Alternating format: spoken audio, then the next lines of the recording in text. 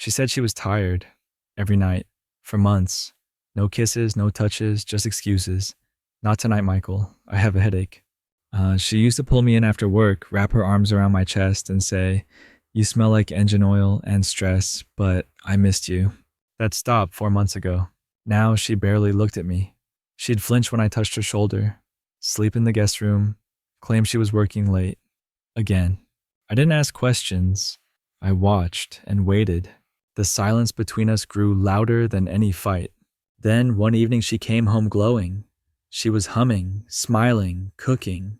"Michael," she said, "I have something wonderful to tell you." She placed her hand over her stomach. "We're going to have a baby." I smiled, paused, then whispered, "That's amazing, Lena. Truly amazing." She didn't know. She didn't know I'd already seen the clinic receipt, that I had tracked her car 3 nights in a row, that I had pictures, dates, names. She didn't know I had talked to a lawyer. She thought she was smart. She thought she could play me, but I was just quieter, and I was always 3 steps ahead. This isn't just about betrayal. This is what happens when you lie to the wrong man. If you've ever been lied to like this, keep listening. This story is yours too. My name is Michael Evans. I'm 36 years old, born and raised in Austin, Texas. I work as a mechanical supervisor at a parts manufacturing company. I don't say much at work. I let the machines talk. People say I'm calm, careful. I don't rush, I don't shout, but I remember everything. Like the first time I met Lena. She had paint on her hands and coffee on her shirt. She smiled like it was the most natural thing in the world. We got married 2 years later, bought a small house near Walnut Creek, planted roses in the yard, argued about movie nights, laughed about broken dishwashers. It wasn't perfect, but it was home. I never wanted much, just someone who didn't lie, someone who didn't flinch when I reached out. Lena used to write little notes, stick them in my lunchbox. "You're the reason I breathe. Can't wait to see you tonight." That stopped around February. Now she barely looks at me, talks less, sleeps less, loves less. They say when things fall apart, they don't crash, they unravel, one thread at a time. And I was watching every single thread. Lena used to be all warmth.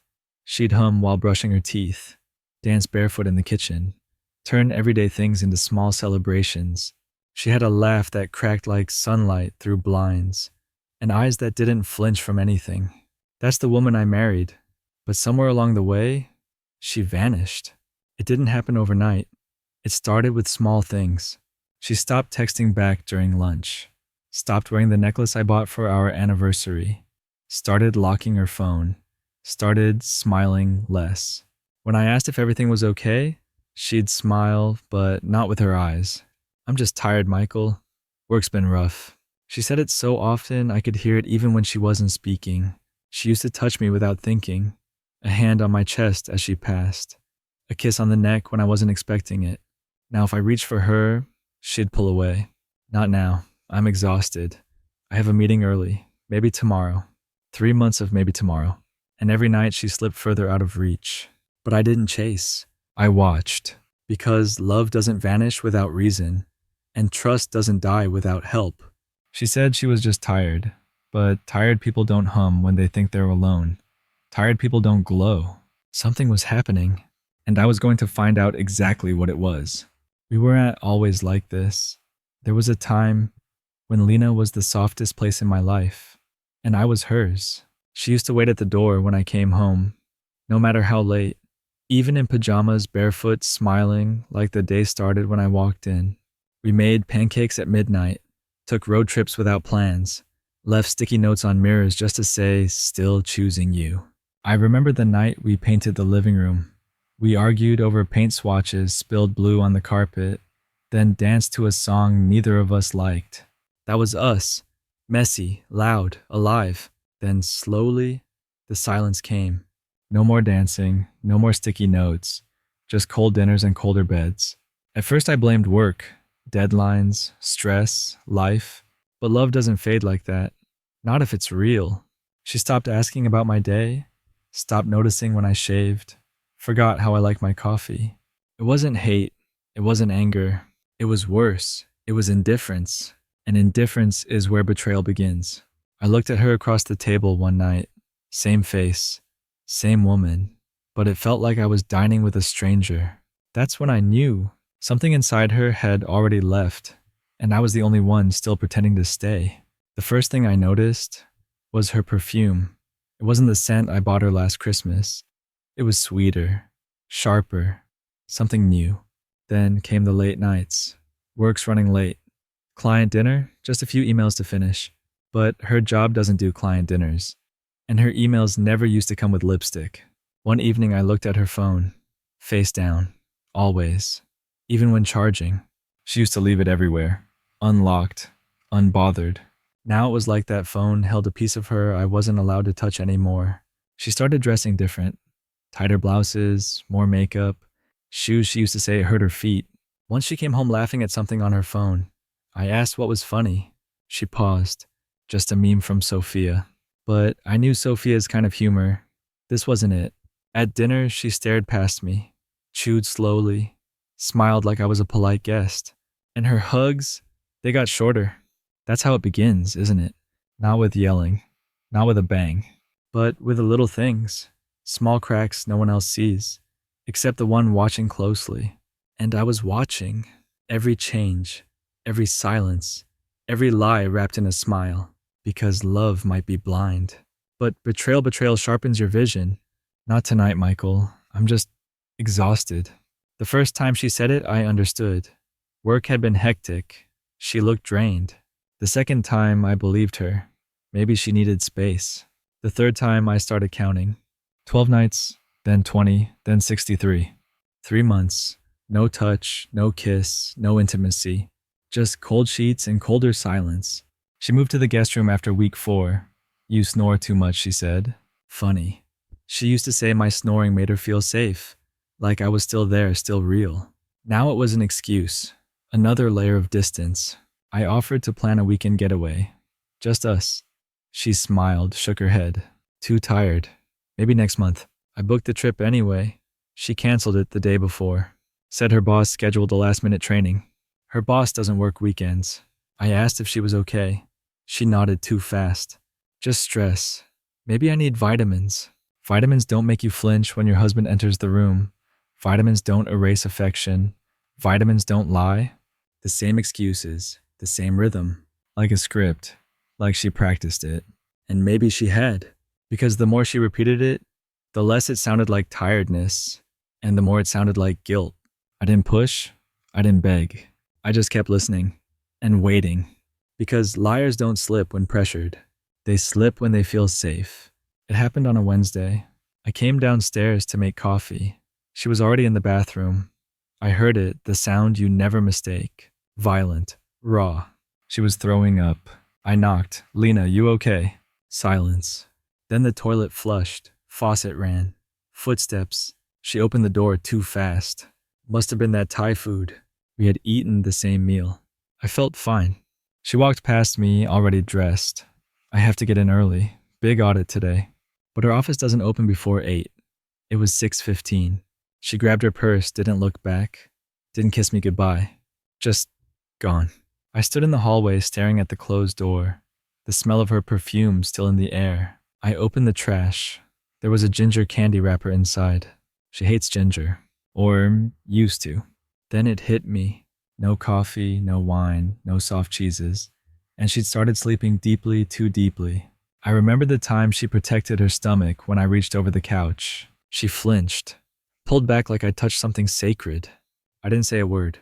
Not then. But I knew. My wife was pregnant. And we hadn't touched each other in 3 months. I wasn't snooping. I was looking for the warranty papers for our fridge. The freezer kept acting up. That's when I found it. Tucked behind our insurance documents, folded small, almost like someone wanted to forget it existed. A receipt from a women's health clinic, downtown Austin. Date 6 weeks ago. Service pregnancy test and consultation.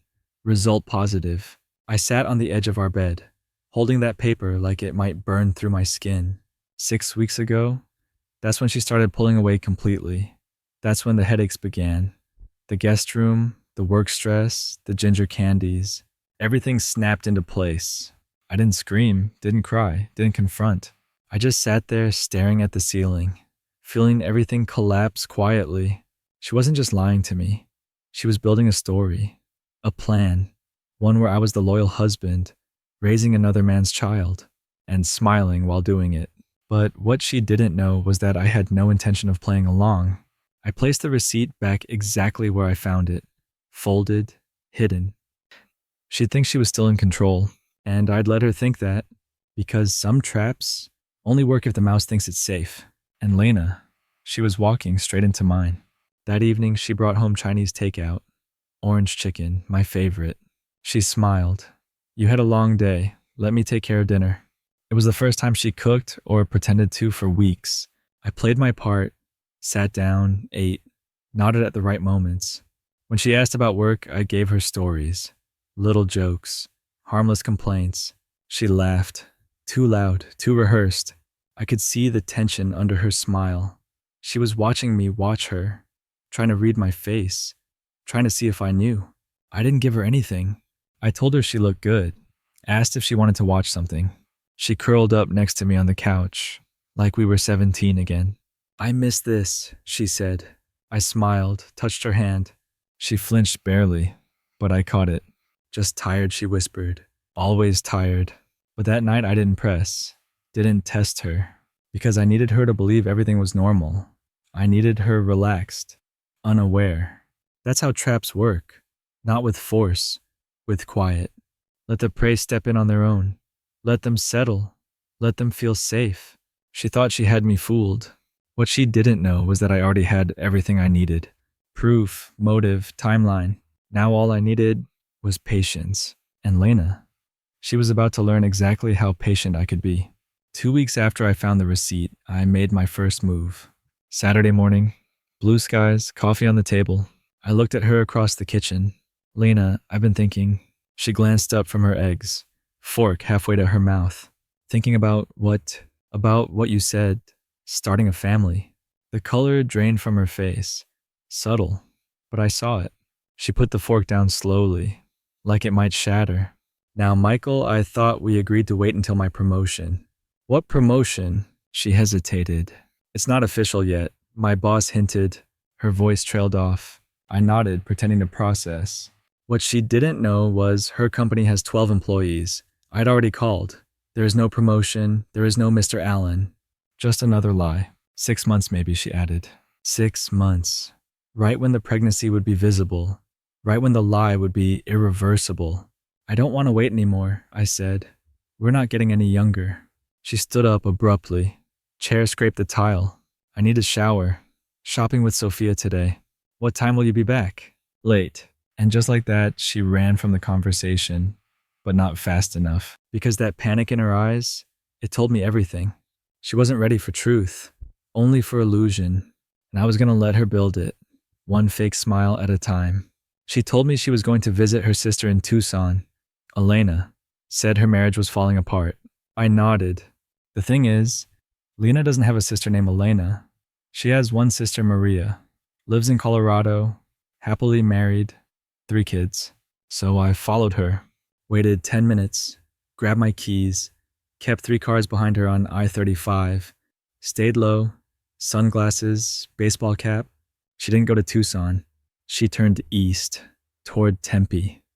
20 minutes later, she pulled into a quiet neighborhood, Elm Street, single-story homes, lawns half kept. She parked, stepped out, and then he appeared, tall, athletic, confident. He kissed her like he owned the moment, like he'd done it before. I stayed across the street, took photos, license plate, house number, timestamp. She melted into his arms, like I never existed. They went inside. I didn't cry, didn't scream, didn't even blink.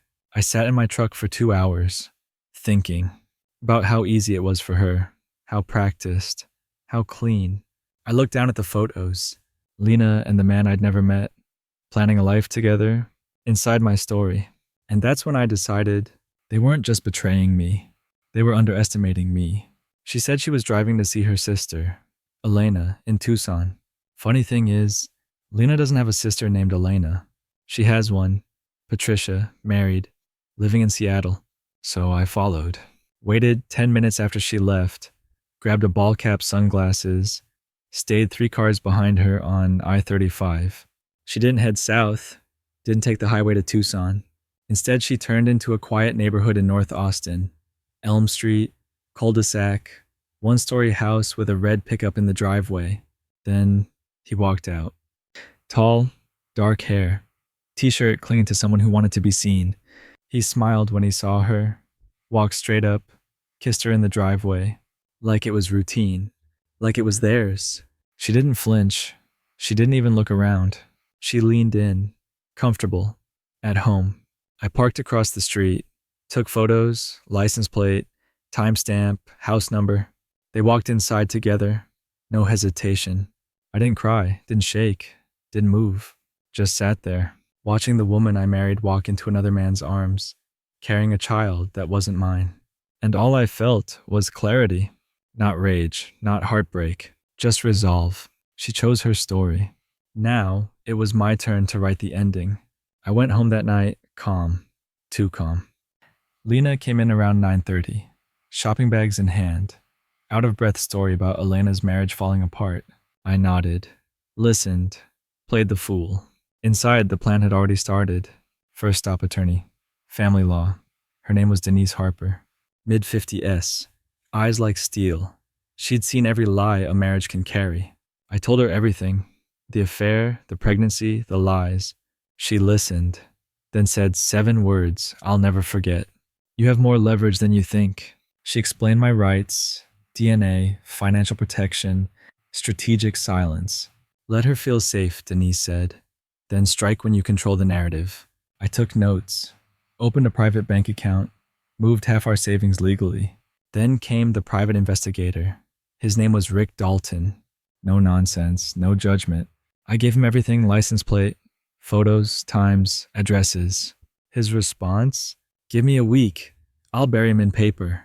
That night, I changed the locks on our online accounts, logged every lie she told, marked every excuse on a spreadsheet. If she was going to sell me a fantasy, I was going to invoice her with reality. No yelling, no threats, just truth, timed like a blade. And when the moment came, she'd never see it coming. Saturday night, she picked the place, same Italian restaurant where we had our first date. She wore a new dress, hair done, nails fresh, nervous energy in every movement. We ordered. She barely touched her food. Then she reached across the table. Michael, I have something to tell you.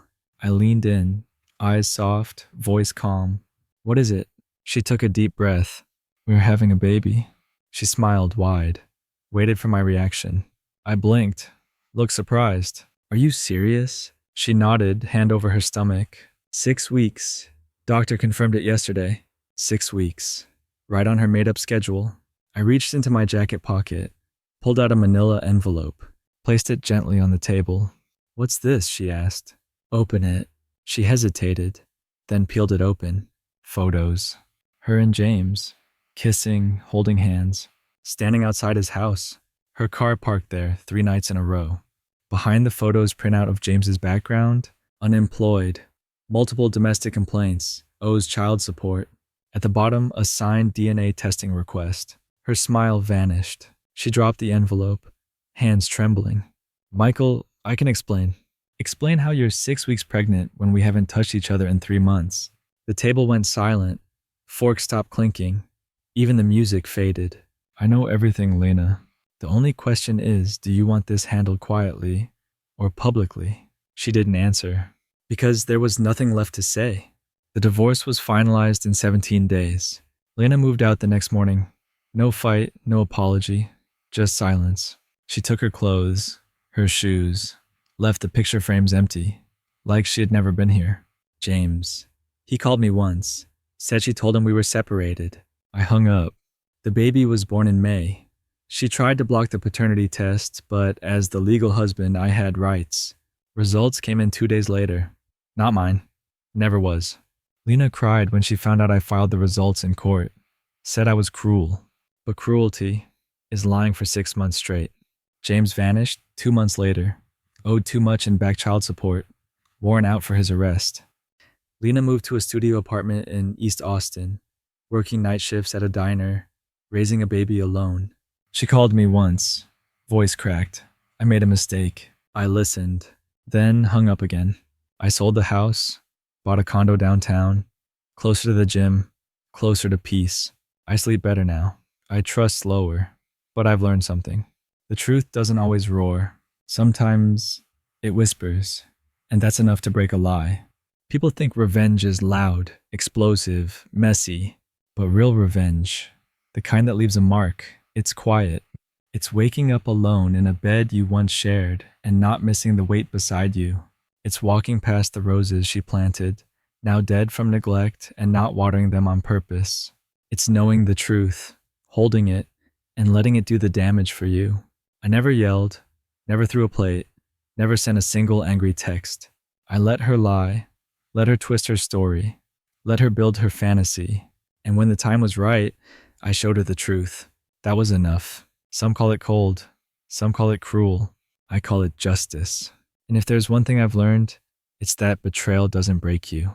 It reveals you. So if you've ever been lied to, gaslit, used, don't waste your breath on screaming. Let them think they've won. Then, let the truth finish what you started. If this story hit something deep, don't just scroll. Subscribe for more true revenge stories that remind us all. Sometimes silence is the loudest justice of all.